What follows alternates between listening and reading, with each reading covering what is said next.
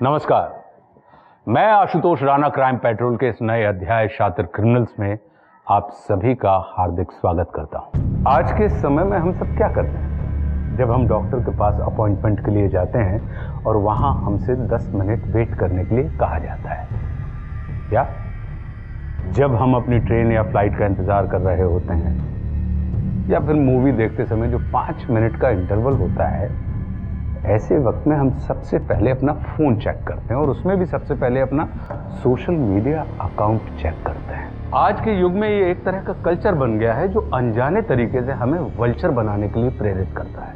हम दिन भर में कई बार सोशल मीडिया पर जाते हैं और अपनी व दूसरों की प्रोफाइल को बहुत बारीकी से चेक करते हैं। लत और लात का बड़ा नजदीकी रिश्ता है। कहा जाता है कि लत हमें लात के नीचे कुचलवा देती है, इसलिए लत बहुत बुरी होती है। तो क्या सोशल मीडिया की लत हमारी परेशानी का सबब बन सकती है? Selina, my coffee. हाँ लाई।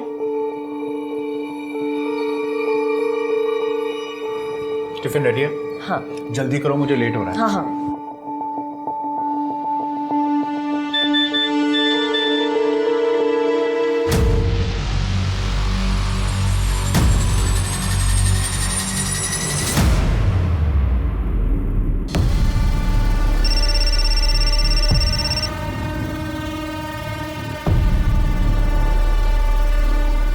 इस मैसेज का क्या मतलब है?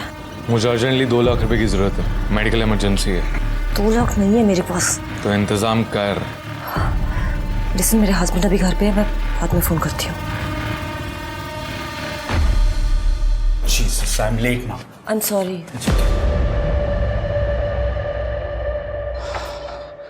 अब लिसन, अकाउंट डिपार्टमेंट से एक लड़का आएगा गिब्सन, उससे पैसे ले लेना और सेफ्टी से रख देना, ठीक है? मैं बाद में चेक करूँगा।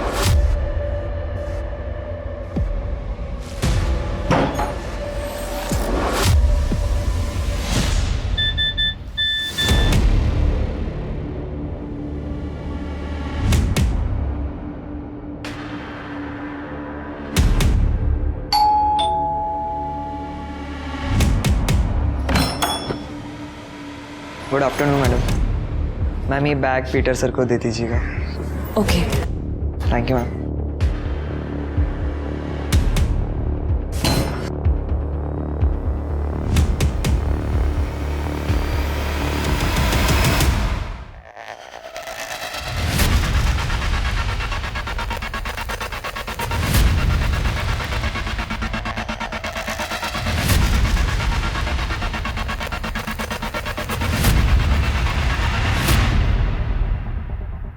मत कैसे हुई मेरे पैसे चुराने की? हाँ सर मैंने तुझे जॉब दिया, तुझे अच्छी सैलरी दी और तूने मुझे ही धोखा दिया। सर मेरी बात सुनिए सर मैंने 5 लाख रुपए मैडम को ही दिए थे sir. Jesus, are you calling my wife for thieves? No sir. सच बता, पैसे कहाँ रखे हैं, वरना मैं अभी पुलिस को बुलाऊंगा। Sir I swear on God sir, मैंने सर कुछ ऐसा नहीं किया sir. He is innocent. 2 lakh रुपए मैंने लिए थे। What?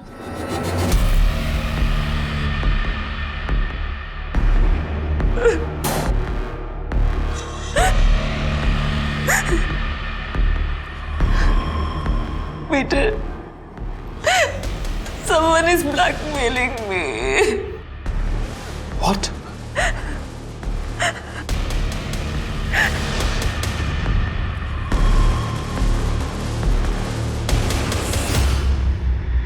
Peter, I'm sorry. I made a mistake. Please forgive me.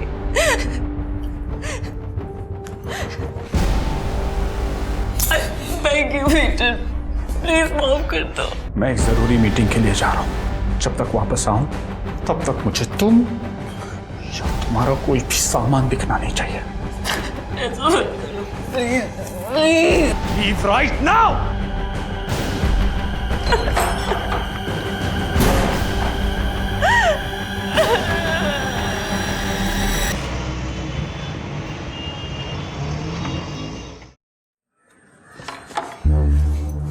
दरवाजा लॉक नहीं है, मतलब कमीनी औरत घर पे ही है।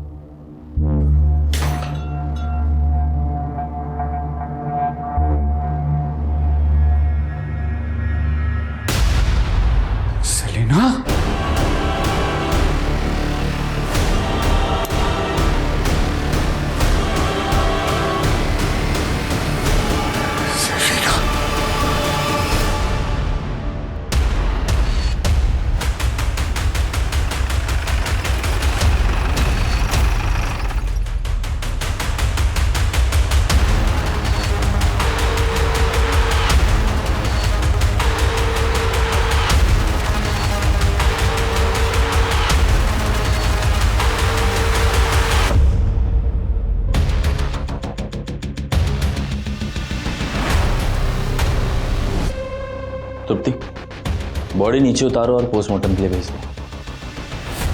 मिस्टर पिटा, आइए। जैसा कि आपने बताया कि आप दोनों के बीच में सब ठीक था, तो फिर उन्होंने सुसाइड क्यों किया? मुझे आज सुबह ही पता चला। ये रहा उसका नंबर।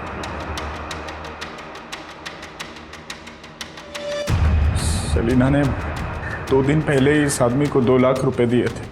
वो आदमी सेलिना को ब्लैकमेल कर रहा था। सेलिना ने बताया कि वो इस आदमी को सोशल मीडिया साइट पे मिली थी। ठीक है, ये नंबर की सारी इन्फॉर्मेशन निकालो और सोशल मीडिया साइट से उस आदमी का आईपी एड्रेस निकालो। हो सकता है सेलिना की तरह और भी कोई विक्टिम हो।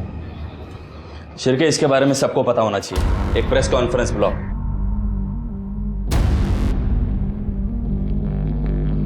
इस सुसाइड के पीछे जिसका हाथ है उस आदमी का पता चल गया है। ये सोशल मीडिया के थ्रू औरतों को फंसाता है और उन्हें ब्लैकमेल करता है। तो मैं आपसे रिक्वेस्ट करता हूं कि और भी अगर सेलिना की तरह कोई पीड़िता हो तो प्लीज सामने आए, घबराए नहीं, हमारी मदद करे उस आदमी को पकड़ने। सर, जो नंबर हमें सेलिना के फोन से मिला था वो फेक आईडी से खरीदा गया था और जो फाइल उसे ट्रांसफर की गई है उस कंप्यूटर का आईपी एड्रेस भी न्यू पनवेल का है। हालांकि मैंने वहां की पुलिस को इन्फॉर्मेशन दे दी है। Very good Shirke. सर, ये रूही शेख है। सर, इनका कहना है कि इनके साथ भी सेम धोखाधड़ी हुई है। पूरी बात डिटेल में बताइए। सर, मेरे शौहर काम के सिलसिले में दिन भर घर से बाहर आ करते और मैं अपने खाली समय में सोशल मीडिया यूज़ करती थी सर, सिर्फ टाइम पास करने के लिए। एक दिन एक सोशल साइट पर मेरी दोस्ती एक शांतनु नाम के लड़के से हो गई। सर, हम दोनों बहुत अच्छे दोस्त बन गए थे, काफ़ी देर तक चैटिंग भी करते थे। एक दिन हम दोनों मिले और फिर एक के बाद एक चीजें आगे बढ़ती चली गई। फिर आप दोनों में फिजिकल रिलेशन हुआ। फिर उसने आपको आपत्तिजनक फोटोज और वीडियो दिखाए और आपको ब्लैकमेल करना शुरू किया। सही कहा मैंने? सर, मैं पहले ही उसे 1 लाख रुपए दे चुकी हूँ। अब वो 1 लाख रुपए की और मांग कर रहा है। सर, मैं इतने पैसे कहाँ से लाऊंगी? मुझे बहुत डर लगता है। देखिए, आप घबराइए मत। आप एक फॉर्मल कंप्लेन लॉन्च करा दीजिए, हम कार्रवाई करेंगे। अगर मेरे शौहर को पता चल गया तो मेरी जिंदगी बर्बाद हो जाएगी सर। मेरी रूही जी, देखिए, जब तक आप एक फॉर्मल कंप्लेन लॉन्च नहीं करेंगी तब तक हम आपकी कोई मदद नहीं कर पाएंगे। आप ये सब अपने शौहर को बता क्यों नहीं देती? मुझे पूरा यकीन है वो आपकी मदद करेंगे कंप्लेन करने में। मुझे माफ कर दीजिए, मुझे माफ कर दीजिए। आज के बाद अपनी मनुष्य शक्ल मत दिखाना मुझे। अरे जाकिर मियां, क्या मसला है? जाकिर, कोई अपने बेगम के साथ ऐसे पेश आता है क्या? बेगम?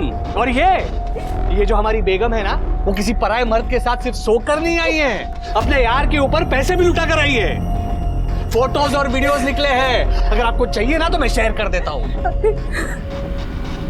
और ये जो हमारी बेगम है ना, इसने सारी बात जाकर पुलिस को बता दी है। इसके बाद तुम्हारा और मेरा कोई वास्ता नहीं है, समझी? तलाक, तलाक, तलाक।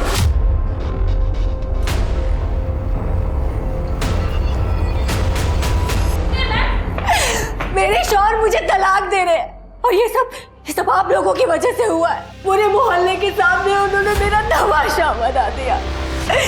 आप लोगों की वजह से अब मेरे सर पर छत भी नहीं है। मैं क्या करूं, कहाँ जाऊं, बोलिए क्या करूं? गलती हर इंसान से होती है।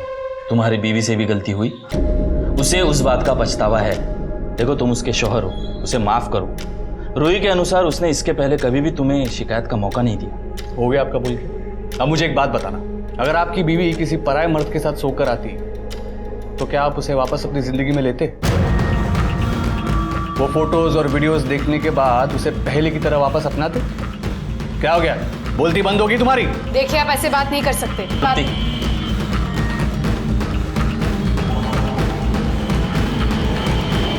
तू क्या खड़ी है यहाँ पे, निकल!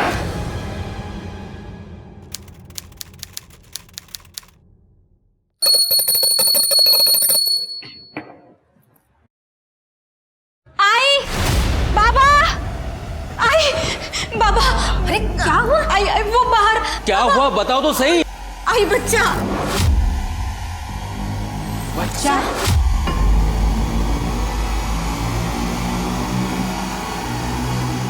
आई, ये देखो। अरे देवा, ये कहाँ से आ गया? पता नहीं यार, मैं पत्ते काटने के लिए आई तो मैंने इसको देखा। बाबा शायद से ये जिंदा है। हाँ, जल्दी से एम्बुलेंस बुला। अरे नहीं नहीं, ये पुलिस केस है, पुलिस को फोन लगाना पड़ेगा। हेलो, हाँ पुलिस स्टेशन।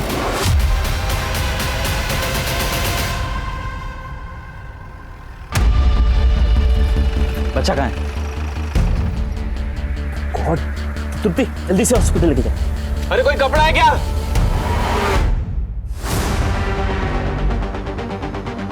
आप में से बच्चे को सबसे पहले किसने देखा? मैंने सर। आपका नाम?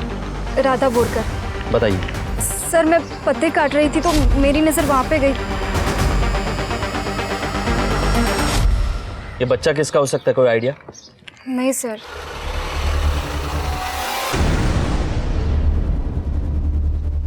राधा, राजन, ठीक है ना? ये कौन है? ये मेरे पति हैं, पुणे में जॉब करते हैं, सॉफ्टवेयर इंजीनियर हैं। राधा ने कॉल किया, काफ़ी घबराई हुई थी, बच्चे के बारे में बताया। शादी को कितना समय हो गया? 2 साल। कोई बच्चे? नहीं। ये आपके आई बाबा है? नहीं सर, ये राधा के आई बाबा है। बाबा को पैरालिसिस का स्ट्रोक आया था, उसके बाद से हम इनके साथ ही रह रहे हैं इनकी देखभाल के लिए। ठीक है, तहकीकात चल रही है, फिर मुलाकात होगी।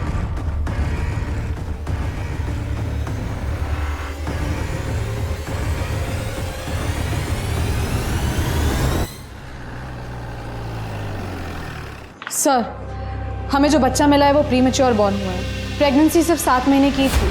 बच्चे की हालत बहुत ख़राब है, लेकिन सर डॉक्टर्स पूरी कोशिश कर रहे हैं और डॉक्टर्स का कहना है कि जिसने भी बेबी को डिलीवर किया है उसे डिलीवरी के बारे में कोई नॉलेज नहीं है। सर, मैंने आसपास के सभी हॉस्पिटल, क्लिनिक और गायनोकोलॉजिस्ट से पता किया है, किसी भी लेडी का बच्चा मिसिंग नहीं है सर। और जो लेडीज पिछले 1 साल में प्रेग्नेंट हुई हैं, सबकी डिलीवरी शेड्यूल टाइम पे ही होनी है।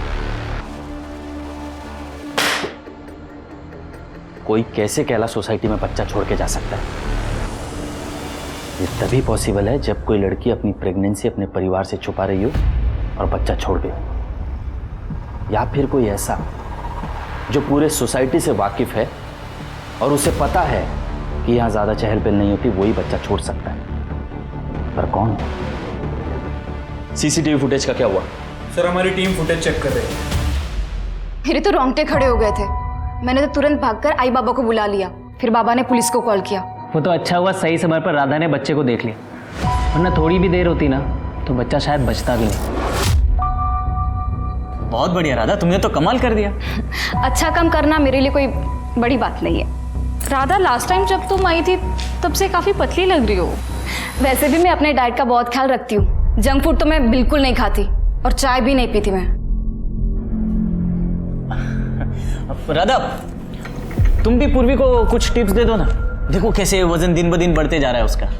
मतलब मैं मोटी होती जा रही हूँ। ओके भाव, चलते हैं। हाँ ओके भाई। ये इतना साधुन मधु क्या था ये? कहाँ क्या? अरे वो तो मैं मजाक कर रहा था।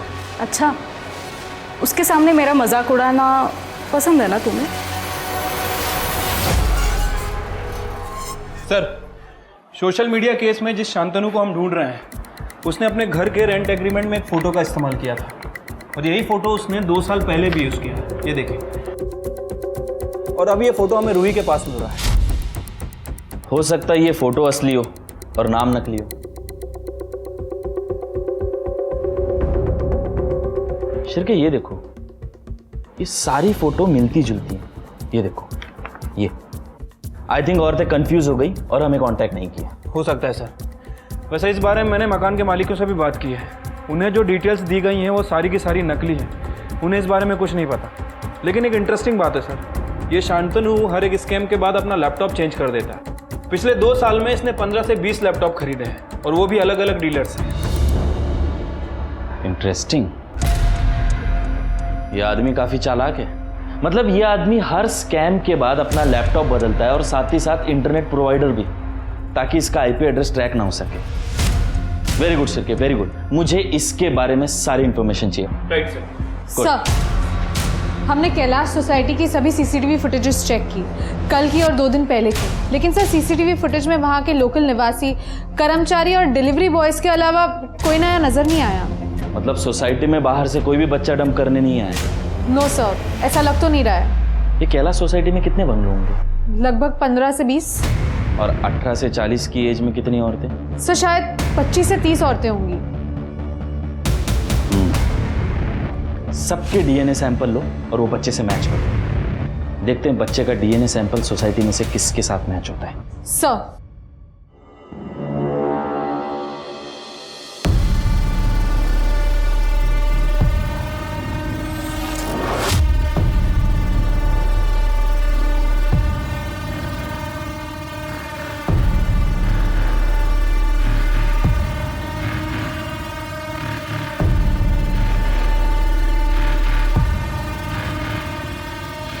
सोनल, रात को 8 बजे खाना तैयार रखना। 9 बजे ना सोसाइटी की मैनेजिंग कमेटी के साथ मीटिंग है। नरेंद्र भाई है ना, उनके पौधों का पानी सोहेल भाई के घर में जाता है।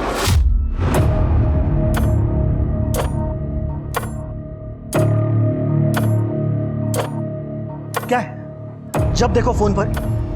मेरा फोन दो। मैं कब से तुम्हारे साथ बात कर रहा हूं और तुम्हारा ध्यान ही नहीं है। अगर मैंने ना भी सुना हो ना, तो भी मुझे पता है कि तुमने क्या कहा होगा, क्योंकि रोज दिन तुम वही बातें तो करते हो। तुम्हारे ऑफिस का काम, तुम्हारे सोसाइटी के मसले, सब कुछ तुम्हारे बारे में ही तो होता है। मेरे बारे में कब कौन सी बात करते हो? तुम्हें एक्चुअली शादी ना तुम्हारे धंधे से करनी चाहिए थी। सुबह निकल जाते हो, रात में घर आते हो, मुझसे तो बात करने तक का टाइम नहीं है तुम्हारे पास। इसलिए सॉरी टू से, लेकिन ये जो फोन है ना, इसे चाहे मेरा दोस्त कह लो या मेरी सहेली, और शायद मेरा पति भी। बस हाँ, बहुत हुआ है। इसके बारे में रात में बात करेंगे। मारो मुखवास नो डब्बो क्या है? क्यारनो शोधू छू।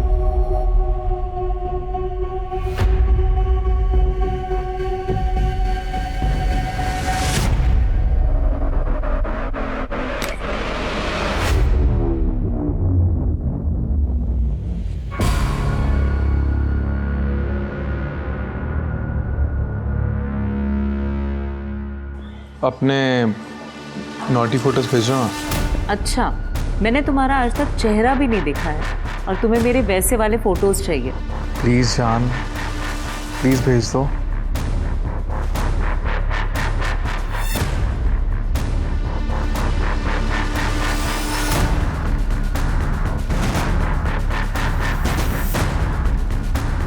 कैसे लगे फोटोज? अब तो मुझे तुम्हें देख लेने दो ना। मैं भी तुमसे मिलने के लिए बहुत बेसब्र हूँ। मिलना चाहोगी? सर, मैंने कैलाश सोसाइटी की 18 से 40 साल की उम्र की 23 औरतों की डीएनए रिपोर्ट चेक की है। उसमें से एक औरत ऐसी है जिसका डीएनए बच्चे के डीएनए से मैच कर रहा है। ये टेस्ट रिजल्ट ये गलत नहीं है और इसमें कोई शक नहीं है कि बच्चा आपका है। सर, आप लोग ये कैसी बातें कर रहे हैं? वो बच्चा तो मुझे मिला था। ये तो आप कह रही हैं, इस बात की कोई गवाही दे सकता है? एक मिनट साहब, बेबुनियाद के इल्जाम लगा रहे हैं आप मेरी बेटी पर। जब ये पेट से थी ही नहीं तो ये बच्चा इसका कैसे हो सकता है? ये तो अभी तक पता नहीं। ये भी हो सकता है कि आप इसके लिए झूठ बोल रहे हो। मैं क्यों झूठ बोलूं? अरे हम तो खुद अपनी नातिया और नातू को देखने के लिए तरस रहे हैं। हम तो खुले दिल से उसका स्वागत करते। मैं कौन कैसे दूं? हे बगा सर, हे बगा, ये मेरी बेटी के फोटो है। ये 4 महीने पहले का फोटो, ये 2 महीने पहले का फोटो और ये 1 महीने पहले का फोटो है सर। ये आपको प्रेग्नेंट दिख रही है क्या? अगर वो 7-8 महीने की प्रेग्नेंट होती तो उसका पेट नहीं दिखाई देता क्या सर? राजन, तुम्हें क्या लगता है? लगना क्या है सर? राधा मेरी बीवी है। आप ही सोचिए, अगर वो प्रेग्नेंट होती तो क्या मुझे पता नहीं चलता? ठीक, शिरके डीएनए टेस्ट के लिए इनका सैंपल ले लो। नहीं, मैं डीएनए टेस्ट नहीं कराऊंगा। क्यों? काफ़ी समय से मेरे और राधा के बीच शारीरिक संबंध नहीं हुआ है। काम के सिलसिले में मैं पुणे रहता था। कभी आता भी था तो राधा मना कर देती थी। कभी उसके पीरियड्स चल रहे होते थे या कभी बॉडी पेन हो रहा होता था या थकी हुई होती थी। इसलिए करीबन 1 साल से हमारे बीच कुछ भी नहीं हुआ। तो डीएनए टेस्ट के लिए क्या तकलीफ हो रही है? डीएनए टेस्ट तो मैं नहीं कराऊंगा, और इतना कानून तो मैं भी जानता हूँ कि बिना कोर्ट के ऑर्डर्स के आप मुझे फोर्स नहीं कर सकते। उसी कानून ने मुझे भी ताकत दी है कि मैं आप सबको इस शहर में रोक के रख सकूं जब तक ये केस सॉल्व नहीं हो जाता, क्योंकि आप सब शक के दायरे में हैं। मुझे इस पूरे परिवार की कुंडली चाहिए, और खास कर उस राजन बोरकर की। मुझे एक बात समझ नहीं आ रही कि इस राधा ने प्रेगनेंसी छुपाई कैसे। लैब को बोलो एक बार टेस्ट वेरीफाई करें। Yes sir. शांतनु, अरे आ गई तुम? आओ ना, अंदर आओ। वो दरवाजा बंद कर देना।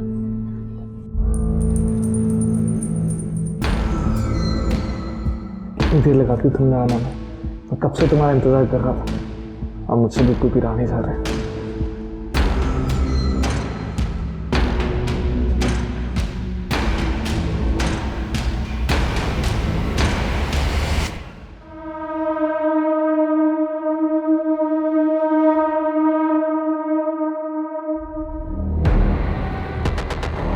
क्या हुआ, बहुत खुश लग रही हो? बात ही ऐसी है, ये देखो। लेकिन ये कैसे हो सकता है? क्यों नहीं हो सकता? राधा के साथ कुछ भी हो सकता है। वैसे भी अपने आप को बड़ी हूर की परी समझती है ना वो। उसके साथ जो कुछ भी हुआ बहुत अच्छा हुआ। अरे चुप करो, बस करो। एक काम करो, अभी के अभी तैयार हो जाओ, हम लोग उनके घर पे जा रहे हैं। पता नहीं राजन और राधा पे क्या बीत रही होगी। सर, हमने पूरी कैलाश सोसाइटी, उनके पड़ोसियों और राधा के दोस्तों से भी बात की, लेकिन किसी को नहीं पता था कि राधा प्रेग्नेंट थी। किसी ने राधा का वजन बढ़ते हुए नहीं देखा, कोई प्रेगनेंसी सिम्टम्स नहीं। वो हमेशा सबको नॉर्मल ही दिखती थी। Hello, yes, thank you so much. Rajan का डीएनए सैंपल लेने की परमिशन मिल गई है। सर, इस राजन की कहानी तो बहुत ही इंटरेस्टिंग है। ये जॉब के लिए पूना नहीं जाता है, बल्कि साइन में अपने दोस्त के साथ रहता है, नितिन पाटिल।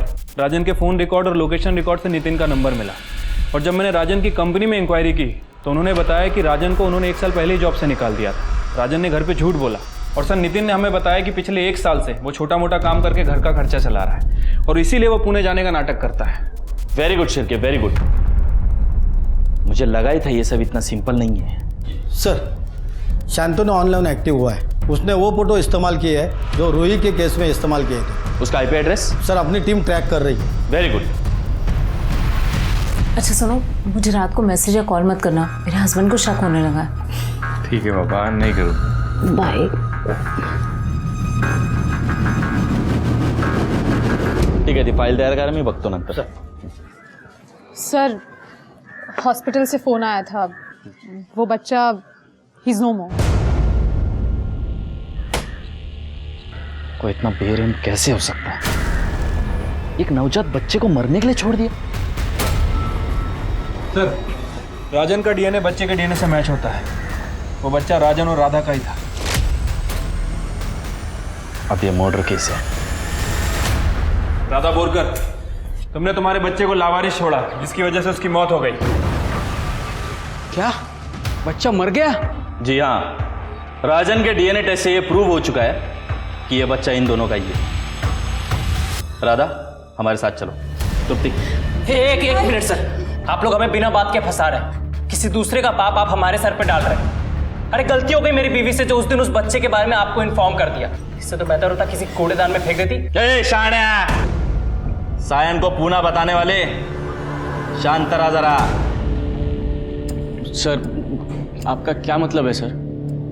ये अपने भाई से पूछो कि ये अपना पूरा हफ्ता कहाँ बिताता है। जहां तक मैं जानता हूं ये पूना तो नहीं जाता। क्यों? राजन? अरे राजन काय म्हणतायत ते? भाऊ, जॉब छूट गई थी मेरी। सायन में मैं अपने दोस्त नितिन के साथ ही रहता था, वहीं छोटा मोटा काम करता था। बहुत टाइम से जॉब ढूंढ रहा हूँ, अभी तक मिली नहीं है। क्या बोलता आप सबको? आई एम सॉरी, आपके परिवार को ये सब इस तरह बताना पड़ा।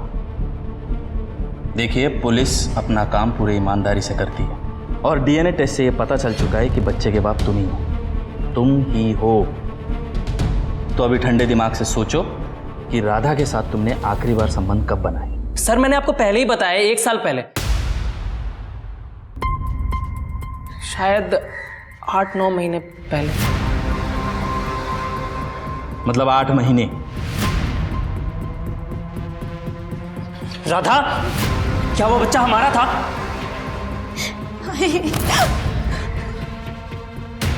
तृप्ति, लेके चलो। आपको कुछ गलत फहमी हुई है? रानी ने कुछ नहीं किया।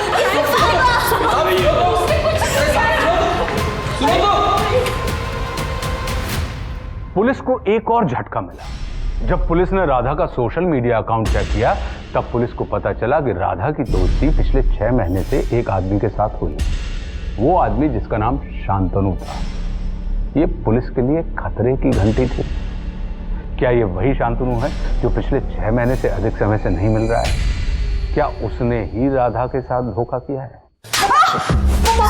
बता दो। सर मैं और क्या करती? राजन हफ्ते भर बाहर रहता था, मुझे अकेलापन महसूस होता था। फिर एक दिन मुझे सोशल साइट पे एक लड़के की फ्रेंड रिक्वेस्ट आई, तो मैंने एक्सेप्ट कर ली। मैं शांतनु के साथ बातें करने लगी थी और फिर कुछ ही समय में मुझे उससे प्यार हो गया था। इतना प्यार कि मैं उसके साथ भाग जाना चाहती थी, एक नई जिंदगी की शुरुआत करना चाहती थी। लेकिन तभी मुझे पता चला कि मैं प्रेग्नेंट हो गई हूँ। मुझे बच्चा नहीं चाहिए था सर, और मैं किसी को कुछ बता भी नहीं सकती थी, और अबॉर्शन तो मैं करवा भी नहीं सकती थी, क्योंकि अगर मैं जाती तो अथॉरिटीज़ के पास मेरा नाम चला जाता। इसलिए मैंने तय किया कि मैं किसी को कुछ भी नहीं बताऊंगी, और जब बच्चा पैदा हो जाएगा तो उसको मैं कहीं फेंक दूंगी। और मेरा पेट ना दिखे इसलिए मैं साड़ी के नीचे कपड़ा बांधती थी, बॉडी सूट पहनती थी। लेकिन 9 तारीख रात को जब आई पापा एक फंक्शन में गए और राजन भी पुणे गया था, तब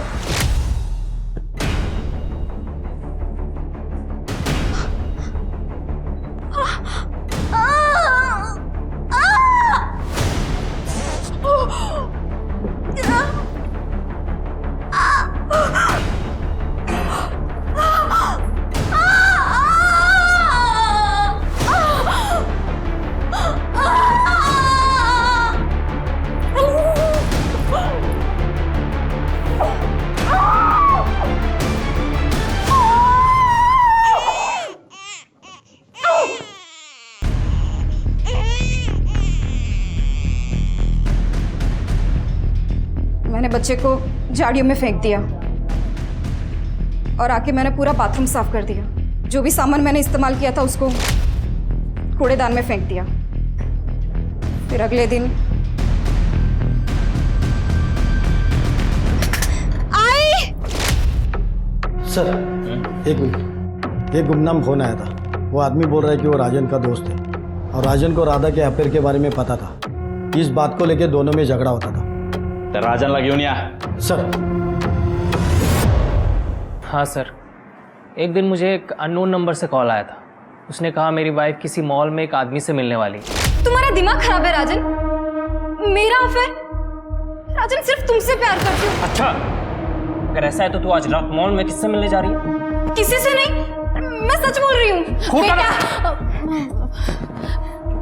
देखो बेटा, शायद तुम्हारे साथ किसी ने मजाक किया है। राधा ऐसा नहीं कर सकती बेटा। तो क्या राधा उस दिन मॉल गई थी? नहीं सर, उसके बाद कभी हमने इस बारे में बात भी नहीं की। मैं राधा से बहुत प्यार करता हूँ उसे। मैं कभी सपने में भी नहीं सोच सकता कि वो अपनी प्रेगनेंसी के बारे में मुझसे छुपाएगी, बल्कि उसे ऐसे ही छोड़ देगी, एक ऐसे इंसान के बारे में सोचते हुए जिसे कभी उसने देखा भी नहीं था। इन सब चक्करों के चक्कर में मैंने अपना बच्चा खो दिया। शेर के इतना सब सुनने के बाद ताज़ी हवा की सख्त ज़रूरत थी। हाँ सर, वैसे जब हम राजन को इंटरोगेट कर रहे थे तब सर राधा के फ़ोन की रिपोर्ट आई थी। राधा के फ़ोन में ना तो कोई अश्लील वीडियो है, ना ही कोई अश्लील फ़ोटो, जैसा कि सेलिना के फ़ोन में मिला था, और ना ही कोई ऐसा वीडियो डिलीट किया गया। मतलब राधा को कोई ब्लैकमेल नहीं कर रहा था? लेकिन ये शांतनु तो पहले दोस्ती करता है, फिर प्यार मोहब्बत का नाटक करके ब्लैकमेल करके पैसे लेके भाग जाता है। ये राधा के लिए हृदय परिवर्तन कैसे हो गया इसका? सर वही तो समझ। शांतनु को ट्रैक कर लिया। उसके आईपी एड्रेस के मुताबिक उसने एमजी रोड पर अभी एक फ्लैट किराए पे लिया है और सर इस वक्त वो दौलत नगर की रहने वाली सोनल कपाड़िया को अपने जाल में फंसा रहा है। Very good. अब 2 टीम बनाओ और दोनों जगहों को सर्विलेंस पे रखो। शांतनु को आज रंगे हाथ पकड़ते हैं। Right sir. सुनो, मुझे 2 लाख रुपए की बहुत ज़रूरत है। कुछ मेडिकल इमरजेंसी है, प्लीज़ पैसे अरेंज करवा दो। मेरे पास 2 लाख रुपए नहीं है, लेकिन हुआ क्या है? वो सब मैं तुम्हें मिलकर बताऊंगा। आप ही प्लीज़, मुझे पैसों की ज़रूरत है। देखो, तुम्हारे अलावा मेरा कोई और है भी नहीं है। तुम बिल्कुल भी टेंशन मत लेना, मैं तुम्हें जल्द से जल्द पैसे वापस कर दूंगा। लेकिन शांतनु, अगर मेरे पास होते तो तुम्हें मैं मना क्यों करती? मेरे पास नहीं है। सोनल, मैं भी फोन रखती हूँ। सोनल, क्या कर रही हो? अरे बराड़ा पाड़ी रो क्या बाथरूम में से चिल्ला रहा हूं मैं कब से, टॉवेल भूल गया था। मैंने संभळायो नहीं, वो फोन। फिर से फोन ककड़ाहट।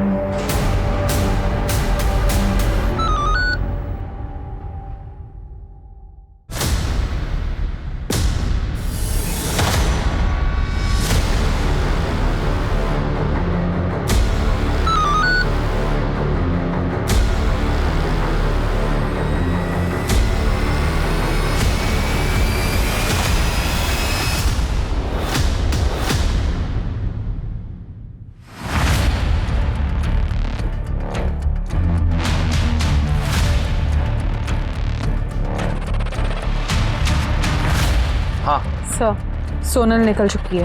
वो सोनल से ही मिलने जा रहा है। सर मेरे हिसाब से मीटिंग पांचाल पार्क में होने वाली है। तुम दोनों मुझे लोकेशन भेजो, मैं वहीं पहुंचता हूँ।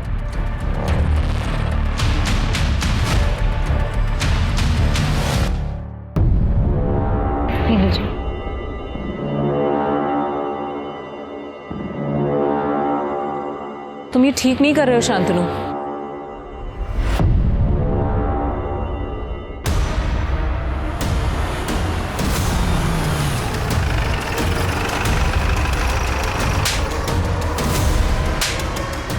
घेऊन जायला। अरे क्या किया? सब मेरे हस्बैंड घर पर। देखिए, आप घबराइए मत। इसने क्या क्या किया हम सब जानते हैं। आप थाने में आकर एक फॉर्मल कंप्लेन कर देना, आपका नाम बाहर नहीं आएगा। सलीना सुसाइड केस में बहुत बड़ा डेवलपमेंट हुआ है। आज पुलिस ने शांतनु को रंगे हाथों गिरफ्तार किया है, जब वो किसी और औरत को ब्लैकमेलिंग का शिकार बना रहा था। बने रहिए हमारे साथ, इस केस से जुड़ी सभी डेवलपमेंट सबसे पहले आप तक पहुंचाएंगे।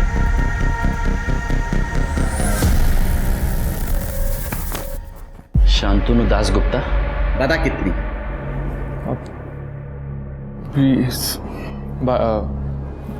20-25 के आसपास। अरे कितनी औरतों को ठगा तूने, ये तुझे याद भी नहीं है? ये वो याद करने लायक थी भी नहीं ना। तूने सिर्फ औरतों को ब्लैकमेल नहीं किया है, वो सेलिना ने तेरी वजह से सुसाइड किया। तू कल्प्रिट है। सुसाइड करने की क्या जरूरत थी? शादी के बाद थोड़ी बहुत चीटिंग तो चलती है ना। अरे तूने वो राधा बोरकर के साथ अभी तक ऐसा कुछ क्यों नहीं किया? मैं किसी राधा बोरकर को नहीं जानता। अच्छा, अरे मैं नहीं जानता। याद नहीं है? राधा बोरकर, 22 साल, शादीशुदा। 22 साल? फिर तो मैं वाकई में नहीं जानता, क्योंकि मेरा टारगेट सिर्फ 35 से 40 साल की औरतों पर होता है, जो सेक्सुअली एक्टिव होती हैं लेकिन अकेली और तन्हा होती हैं। अरे लेकिन वो राधा बोरकर जिस सोशल मीडिया साइट पे शांतनु से बात कर रही थी ना, उस पे तेरा फोटो था। अरे मुझे नहीं मालूम कि मेरा फोटो वहां पे कैसे पहुंचा, और मैं सच बता रहा हूँ, मैं किसी राधा बोरकर को नहीं जानता हूँ। सर, जिस समय राधा शांतनु के टच में थी, उस समय शांतनु दासगुप्ता के फोन की लोकेशन और आईपी एड्रेस कहीं और का है। लेकिन राधा जिस शांतनु से बात कर रही थी, उस समय उसका आईपी एड्रेस पवन बाग के साइबर कैफे का है, और राधा के मुताबिक उसने शांतनु से कभी मुलाकात नहीं की। उसे ऑनलाइन ही उससे प्यार हो गया। अच्छा, तभी राधा के कोई फोटोज और वीडियो नहीं मिले। लेकिन अगर ये शांतनु दासगुप्ता सच बोल रहा है, मतलब कोई दूसरा शांतनु है जो राधा को फंसा रहा है इसकी फोटो इस्तेमाल करके। हो सकता है सर, लेकिन सर इस शांतनु ने पिछले 15 से 20 दिन में कोई एक्टिविटी नहीं। ओके शिरके, ये साइबर कैफे में जाओ और ये जो कोई भी दूसरा शांतनु है इसकी फुटेज निकालो। सर, एक औरत की डेड बॉडी मिली है।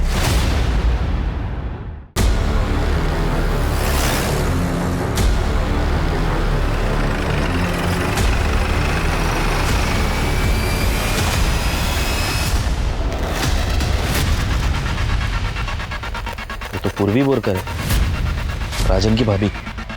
आसपास का एरिया चेक कर जाओ। सर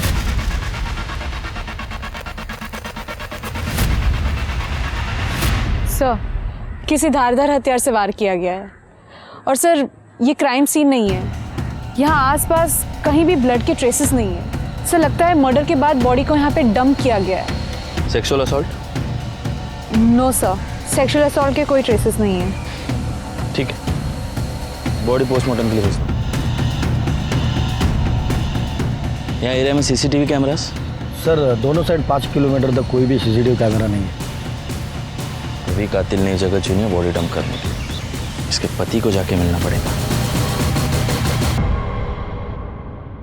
कुठे निकाल का? मैं पूर्वी को ढूंढने निकला था सर। मतलब वो कब से मार्केट गई है, अब तक लौटी नहीं है। कब से मैं उसका फोन भी ट्राई कर रहा हूँ लेकिन स्विच ऑफ आ रहा है सर। मिस्टर मयंक, पूर्वी का खून हो गया है।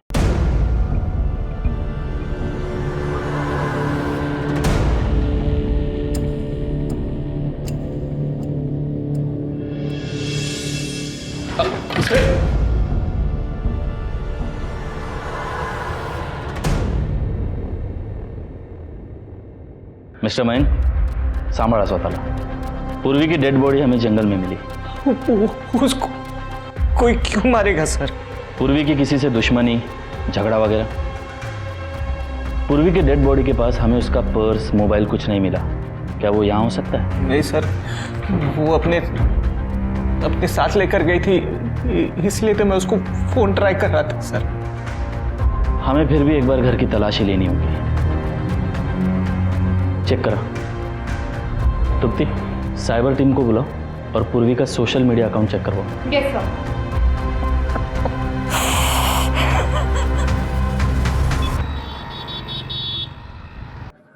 सर, पूर्वी के घर में कुछ भी सस्पिशियस नहीं मिला, लेकिन साइबर टीम ने बताया है कि पूर्वी ने थोड़ी देर पहले राधा वाले शांतनु को फ्रेंड रिक्वेस्ट भेजी है। और शांतनु का आईपी एड्रेस? सर टीम उस पर काम कर रही है। दूसरा शांतनु कौन है? वो साइबर कैफे के फुटेज का क्या हुआ? सर उसे चेक कर रहे हैं।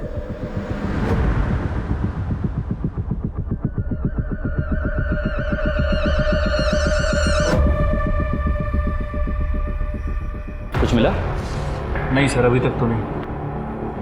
ये दिखो।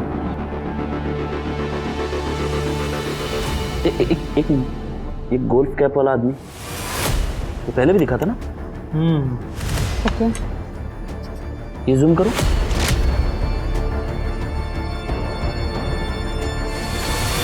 शिरके, ये मोबाइल कवर कहाँ देखा, याद आया? नहीं सर। Okay sir, last IP address मिल गया है जब ये अकाउंट आखिरी बार इस्तेमाल हुआ था अकाउंट डिलीट करने के लिए। टाइम? Sir 3 PM। पूर्वी की डेड बॉडी भी उसी समय मिली थी ना? लोकेशन क्या?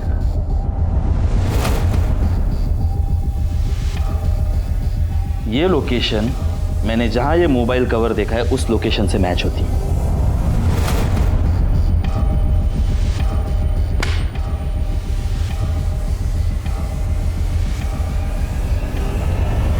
सर पता चला मेरे पूर्वी को किसने मारा।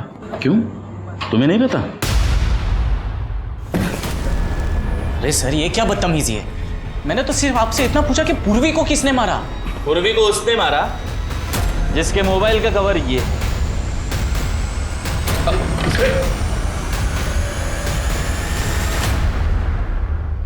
इसका आईपी एड्रेस और तेरे घर का लोकेशन मैच होता है। इस मोबाइल की आखिरी लोकेशन जंगल की है जहां पूर्वी की डेड बॉडी डंप की गई। अभी तक गेस कर लिया होगा किसने मारा पूर्वी को? बोल पटपट। बता दो।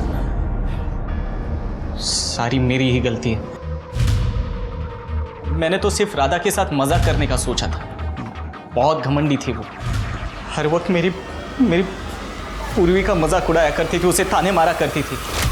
उसने तो मजाक में इतना तक कह डाला था कि हमारी शादी को 5 साल हो गए फिर भी हमारा कोई बच्चा नहीं है। सॉरी भाभी, ये ना बंगलो नंबर 7 वाली अनीता के बच्चे के लिए गिफ्ट था। आपको गलती से आ गया। आपका गिफ्ट तो ये रहा। इसमें ना 101 तरीके हैं बच्चे पैदा करने के लिए। इसीलिए मैं हमेशा से उसे सबक सिखाना चाहता था, लेकिन क्या करूं कैसे करूं कुछ समझ में नहीं आ रहा था। और फिर अचानक एक दिन मैंने अखबार में शांतनु के बारे में पढ़ा, जिसमें उसकी फ़ोटो भी छपी थी। बस ये आइडिया मुझे वहीं से मिला। तो इसलिए तुमने शांतनु का फोटो इस्तेमाल करके नकली आईडी बनाई और राधा को फ्रेंड रिक्वेस्ट भेजी? हाँ, लेकिन जब राधा ने भी फ्रेंड रिक्वेस्ट एक्सेप्ट की तो मैं शॉक हो गया था। हम लोग घंटों ऑनलाइन चैट किया करते थे। राधा को फेक आईडी वाले शांतनु से प्यार होने लगा था। बिना मिले बिना जाने वो शांतनु के साथ भाग जाना चाहती थी, और इसी बात का खुलासा मैं राजन के सामने करना चाहता था, जो उसे अंधों की तरह प्यार करता था। और इसीलिए जब राधा ने मॉल में शांतनु से मिलने का प्लान बनाया तो मैंने राजन को कॉल कर दिया। वो कॉल तूने किया था? हाँ। हेलो राजन, आज शाम को तुम्हारी बीवी अपने आशिक के साथ मॉल में मिलने वाली है। अगर उसे रंगे हाथ पकड़ना चाहते हो तो जल्दी अक्षय मॉल पहुंच जाओ। लेकिन राधा वहां आई ही नहीं, और पिछले कुछ हफ्तों से राधा बहुत उतावली हो गई थी। उसे हर हाल में शांतनु के साथ रहना था। इसलिए जब राधा ने मुझे बताया कि वो प्रेग्नेंट है तो मैं शॉक हो गया था, क्योंकि इसके बारे में हमारे फैमिली में से किसी को कुछ नहीं पता था। राधा ने तो यहां तक कह डाला था कि वो बच्चे को अबॉर्ट करेगी और मेरे साथ भाग जाएगी। खोटा बोलो नको। राधा ने बताया था कि उसने मतलब तुझे कुछ नहीं बताया? ओ सर, सांगितलं होतं, बताया था उसने मुझे तो यही बात समझ में नहीं आई कि वो प्रेग्नेंट कब हुई, क्योंकि हम तो उससे रेगुलरली मिला करते थे। वो एकदम नॉर्मल दिखती थी। मैंने सोचा कुछ वक्त इंतजार करूंगा और फिर पूरी दुनिया के सामने उसको एक्सपोज करूंगा, लेकिन उसके पहले ही उसकी प्रीमैच्योर डिलीवरी हो गई और सारा सच सबके सामने आ गया। राधा को तो पता भी नहीं था कि वो जो फेक आईडी थी शांतनु की, उसके पीछे मैं हूं। मैंने हर सावधानी बरती थी, लेकिन पता आज। मयंक सुनो ना, मुझे तिवारी सर का नंबर चाहिए था, इनवाइट करना है उन्हें। मयंक,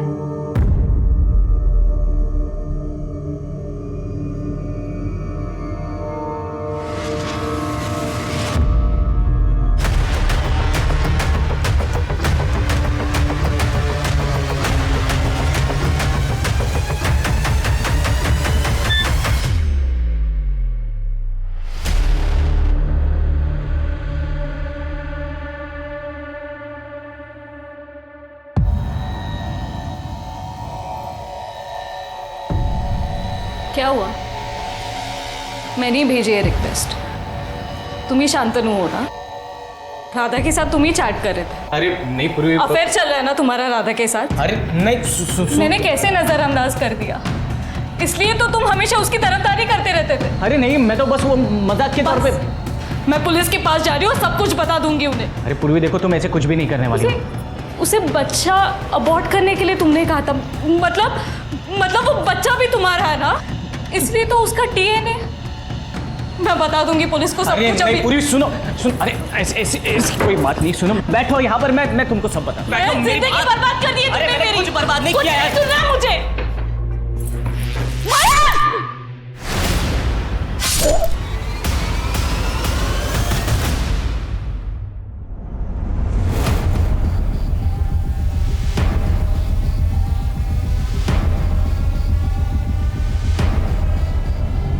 आप जब घर पे आए तो मैं समझ गया था कि आपको पूर्वी की डेड बॉडी मिल चुकी है, लेकिन उसके पहले ही मैं पूर्वी का पर्स और फोन तोड़ के फेंक चुका था। क्या फायदा हुआ रे ये सब करके? तूने तेरी जिंदगी तो बर्बाद कर ही दी और साथ ही साथ राधा और राजन की भी कर दी। अब पूरी जिंदगी जेल में सड़ गई। सोशल मीडिया का उपयोग करते हुए सतर्क रहें और हर किसी से दोस्ती ना करें। जैसे हम और आप अपने घर में हर किसी को आने नहीं देते, वैसे ही सोशल मीडिया भी हमारा आभासी घर है। किसी अजनबी को अपने ऑनलाइन जीवन में आने ना दें। इससे ना सिर्फ शारीरिक बल्कि मानसिक जीवन को भी खतरा हो सकता है। अब मैं आशुतोष राणा आपसे विदा लेता हूं। हम फिर मिलेंगे एक ऐसी ही कहानी के साथ जो आपको रखेगी सतर्क और जिंदगी को सुरक्षित। तब तक अपना और अपने परिवार का ख्याल रखिए और देखते रहिए क्राइम पेट्रोल सतर्क। जय हिंद।